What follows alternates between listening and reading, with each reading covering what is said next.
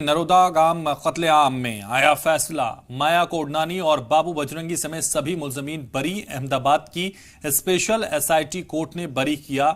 21 साल बाद फैसला सुनाते हुए सभी मुलजमीन को बरी किया गया।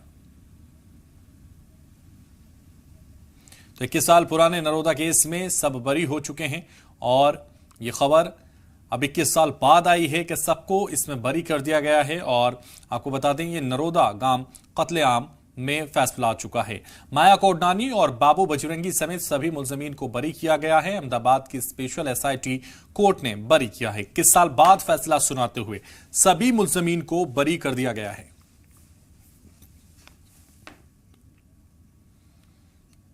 तो नरोदा गांव कत्लेआम में आया यह फैसला। माया कोडनानी और बाबू बजरंगी समेत सभी मुलजमीन बरी हुए हैं। अहमदाबाद की स्पेशल एसआईटी कोर्ट ने बरी किया है।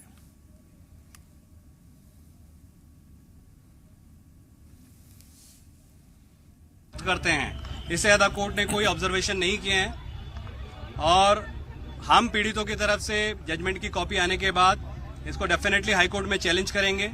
और हम ये मानते हैं कि 11 लोगों की जो हत्या हुई थी, जिन लोगों को जिंदा जला दिया गया था रास्तों पर और उनके घरों के अंदर, और आज हम एक बार फिर से ये सवाल पूछ रहे हैं कि इन 11 लोगों को किसने जिंदा जलाया था, कौन इसके लिए जिम्मेदार था और क्यों आज भी ये पीड़ित परिवार इंसाफ के लिए तरस रहे हैं और इनको आज भी इंसाफ नहीं मिला। और वो ये एक बार फिर से जो उनको 28 फरवरी 2002 को जो एक फीलिंग थी और उसके बाद जो फीलिंग थी कि इस सरकार में उनको न्याय नहीं मिल सकता, और उसके बाद सुप्रीम कोर्ट ने एसआईटी बनाई थी इस आशा के साथ कि जो पीड़ितों का विश्वास है वो बना रहेगा और उनको न्याय मिलेगा। लेकिन आज फिर से उसमें एक बार पीड़ितों को कुछ हाथ नहीं लगा है। के केस चलाने में माहौल में ऐसा है कि इस केस चलाने में जो न्याय की प्रक्रिया है उसके अंदर जो समय लगता है, उस समय के अंदर ये प्रक्रिया में इतना लंबा विलंब हुआ है। लेकिन न्याय देर से मिला लेकिन दुरुस्त से मिला है। કોર્ટે આરોપીઓ વિરુદ્ધ જે પુરાવા જે આક્ષેપ હતા તે આક્ષેપો ખોટા હતા અને તે આક્ષેપો પુરવાર કરવામાં સરકાર નિષ્ફળ ગઈ છે તેવું જાહેર કર્યું। બિલકુલ અત્યારે જાહેરમાં જે કહેવાનું એવું છે કે બધાને નિર્દોષ ટ્રેન છોડી મૂકવામાં આવે છે। કાલે ખબર પડશે।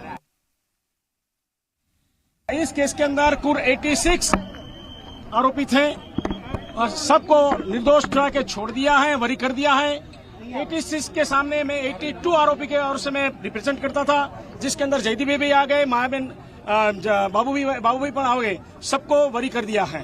और कोर्ट ने बताया है कि उन लोगों के खिलाफ जो आरोप लगे थे वो सब गलत हैं, वो पुरवार करने में सरकार पक्ष निष्फल गए हैं, इसलिए सबको बरी किया जाता है।